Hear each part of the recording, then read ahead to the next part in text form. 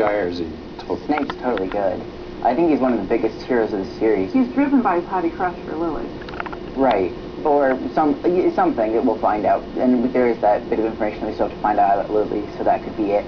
But Snape, throughout the entire series, Harry just hates him more than anyone. He hates him for good reason, though. I mean, it's not like Snape's been an angel. Maybe he might be a good guy. He might have done the right thing and be on the good guy's side, but he's still a jerk to everybody in Campbell. That's why he's such a good double agent, though, is because now no one in the Order of the Phoenix trusts him. So everything he's doing on his own, and he doesn't have to worry about anyone, any of the Death Eaters or Voldemort not believing him. Nobody means it will die.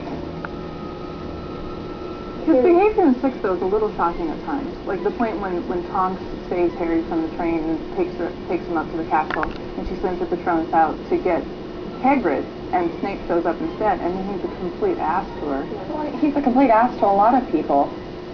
In book 4, he does something that, for me, seals his character. Is just he's a complete jerk. When Draco hits Hermione with that spell and her teeth grow, he looks at her and says, "I see no difference." How do you say that to a 14-year-old girl? You know? At that point, That was awesome. I'm sorry. That was You were never a 14-year-old girl. You're right. I never was a 14-year-old girl, Melissa. She did get there, but it just shows me that he is an irredeemable jerk in that aspect, but he might still be a good guy. Okay, he's a jerk, but maybe he's not irredeemable. Maybe he's a jerk, but he's still like. he also had a really bad high school experience. And I don't think he's willing to quite let that go yet. But at the same time, I don't know if you justify somebody being a good person by saying, well, now none of the good guys trust him because he killed the main good guy. He's been a jerk to everyone we know for the last however many years. Yeah, that doesn't back it up. And that's not reasons for me that somebody's a good guy. Severus Snape was indeed a Death Eater, and prior to Lord Voldemort's downfall, turned spy for us. There's a moment in 6 where Hagrid says that he overheard Snape and Dumbledore talking, and you're always, as a fan, you're always asking why she included certain bits.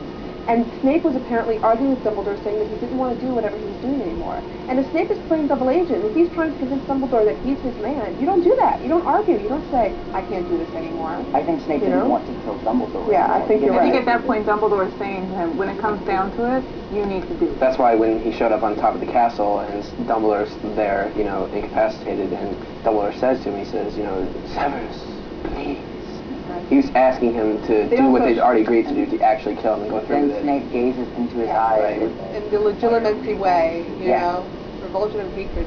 Which is the same expression that Harry had on his face when he was forced to give Dumbledore the potion, that he hated himself for having to do it because it was nearly killing him. Discipline your mind.